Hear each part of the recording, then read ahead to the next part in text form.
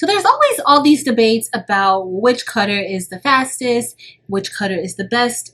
Well, today I'm not going to really go into which cutter is the best, but we are going to see which cutter is the fastest.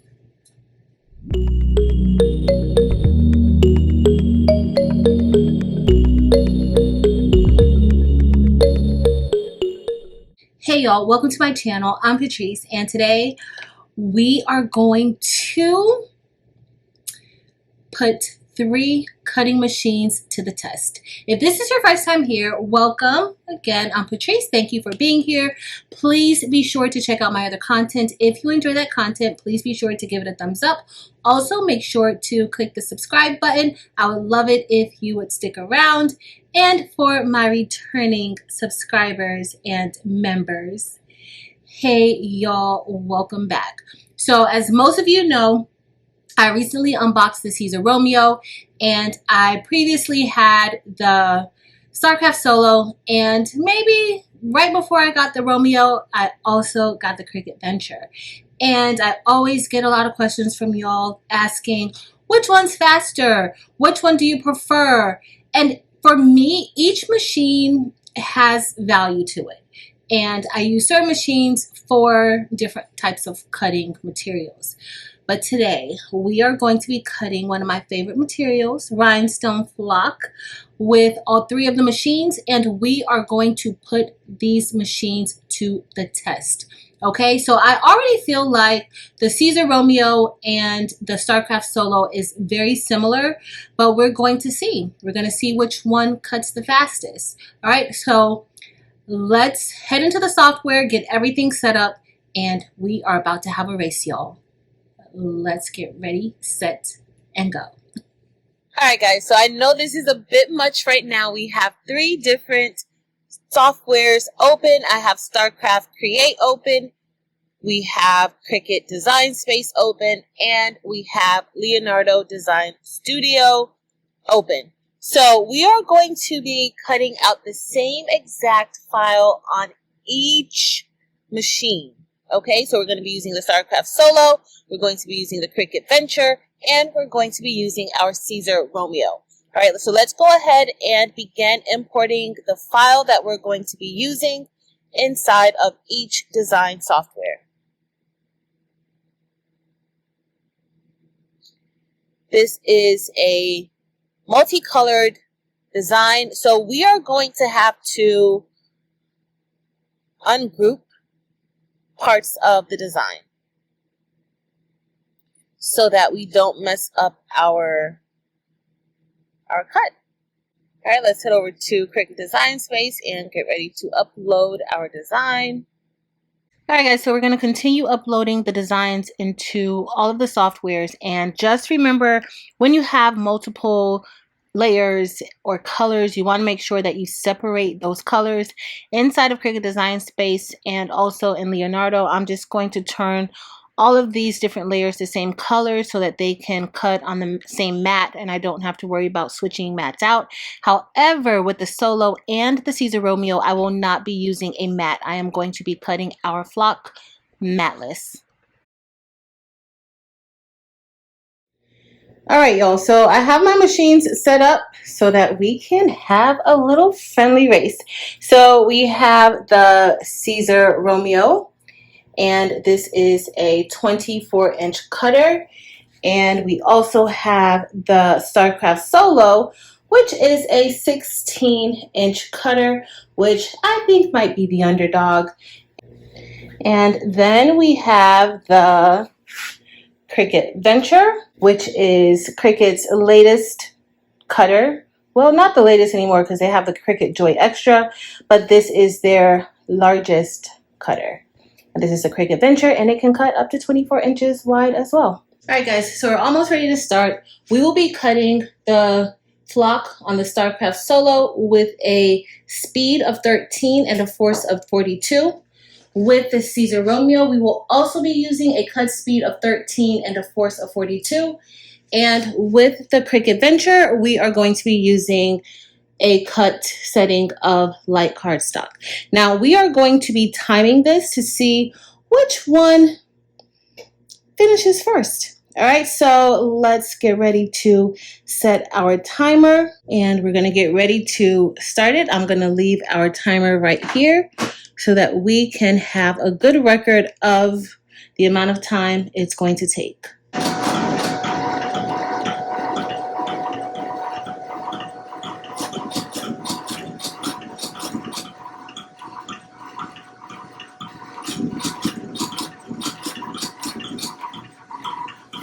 Alright guys, so while our Solo and Romeo is cutting away,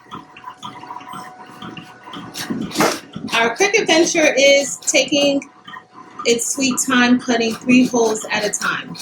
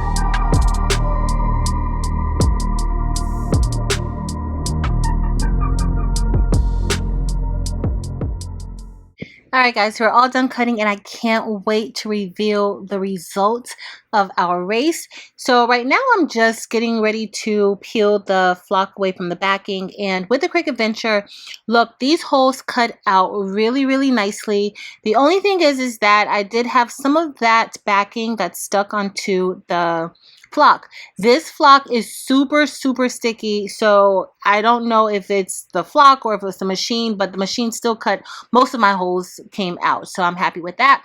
The Starcraft Solo also cut beautifully. This has been my go-to cutter for flock before I got the Siser Romeo, and look at that, everything looks nicely. Not too many holes that I have to remove. I like when all of the holes stay behind, but if I have about 10 holes or less, I can't complain about that. Definitely can't complain about that. And now for our Siser Romeo.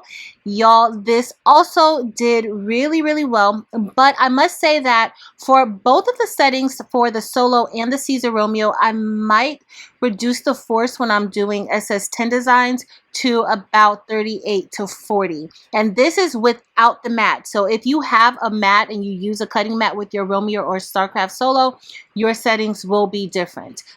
So now I'm going to cut the template apart so that we can place it on a cutting mat that I usually get from either the Dollar Tree or from off of Amazon. And this is the Rocket Flock, and I get this flock from Heat Transfer Warehouse. Recently, the formula seems to have changed for the adhesive on the back. The flock is super sticky now, and sometimes it can be stringy, which can cause a problem when you're brushing your stones in, because those stones will get left behind on the cutting mat when you peel off the KTM mask. However, nonetheless, I get the flock and the KTM mask from Heat Transfer Warehouse.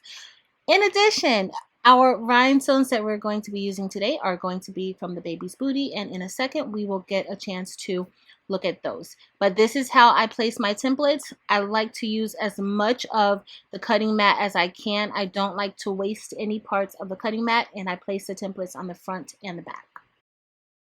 And now it's time for us to get ready to brush our rhinestones in. And again, we are using rhinestones from the baby's booty. You will need an edge brush to get this done as well. And I get that either from Home Depot, Lowe's, or Amazon. And also the baby's booty or Heat Transfer Warehouse also sells the edge brush for brushing in your rhinestones.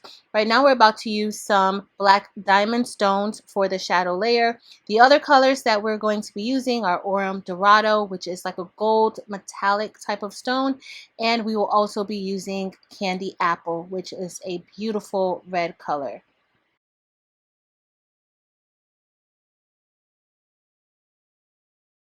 In order to make sure that they go into the template, into the circles, I pour a lot of rhinestones, more than I need for the actual template, so that can help me to easily brush those rhinestones in. And I like to go in circular motions because I find that that flips those rhinestones in and I can brush them in a lot quicker than if I try to brush in any other fashion.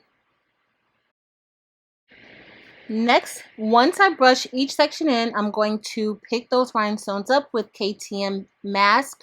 And this mask is also from Heat Transfer Warehouse, and this is perfect for hot fix rhinestones. As you saw when I lifted the KTM mask up, some of those rhinestones stayed behind, and that's because this flock is super sticky now, and the glue or the adhesive on the back is very, very stringy, and it gets caught in between the holes, which causes those rhinestones to stick onto the cutting mat now. So I flipped it over and I kind of peeled it back a little bit. Now, some of those rhinestones got left behind in the template still, but not too many. So now I'm just going to peel those out. And as you see, I need a little bit of help because they are definitely stuck inside of those holes. So now I just removed them, and I'm going to use my wax pen to put them back into place within the template so that we don't have any missing holes.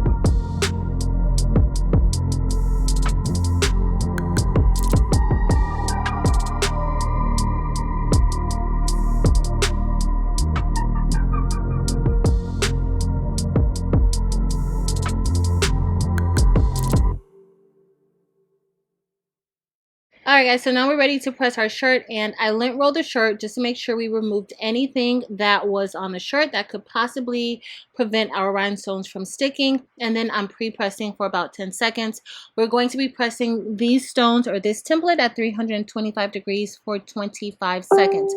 Now the manufacturer suggests for us to do it at 350 degrees for 12 seconds, and so I would recommend doing it at that time and temp.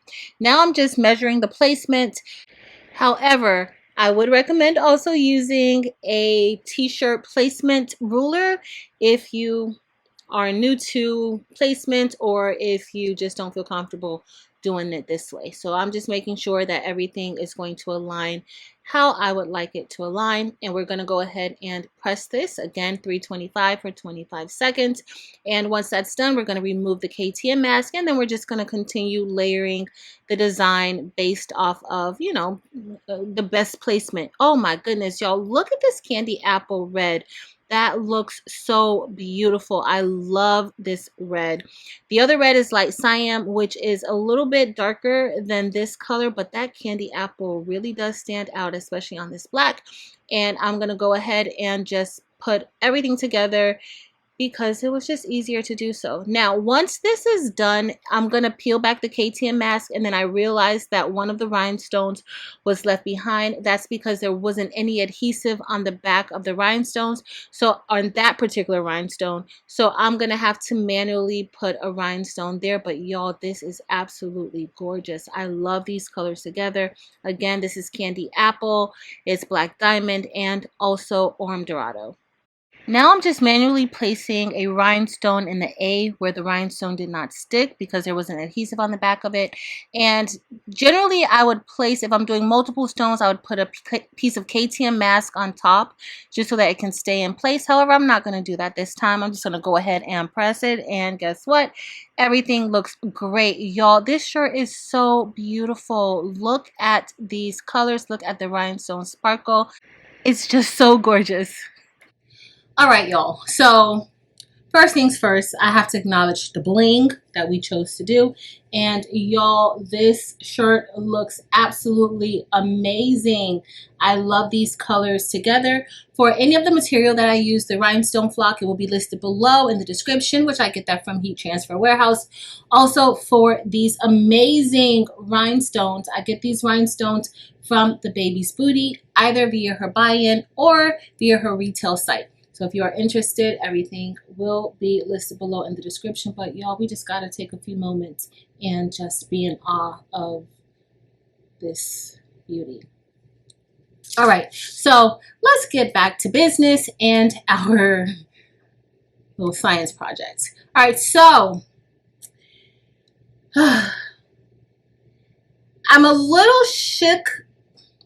I'm a little shook by the results, but we're going to go ahead and we are going to let y'all know which one was the fastest and which one was the slowest. All right, so coming in third place was the Cricut Venture, and it took the Cricut Venture 45 minutes and 10 seconds to cut this material. Okay, so unlike the other cutters, unlike the Romeo and the Starcraft, the Siser, you can't really, or the Venture at least, you can't really control the force and the settings as you do with the Romeo and the Starcraft. So I don't know if that plays a part in it, but it was just a lot slower than the other two machines, and I just could not figure out if there was a way to like make it any faster.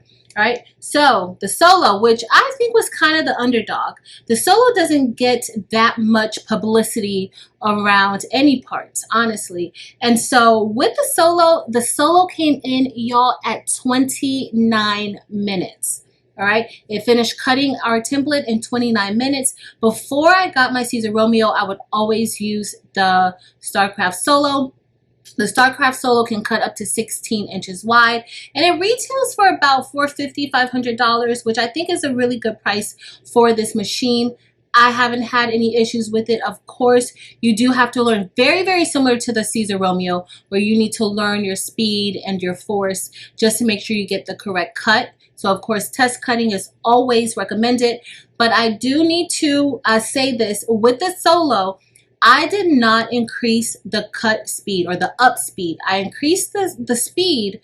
It was at 13, just like the Siser Romeo. However, I did not increase the up speed, and it was only at 4, which means the amount of the time that your blade goes up and down, and it was at 4, and it can go all the way up to 13 too, I think, maybe 13 or 15. So it can go all the way up.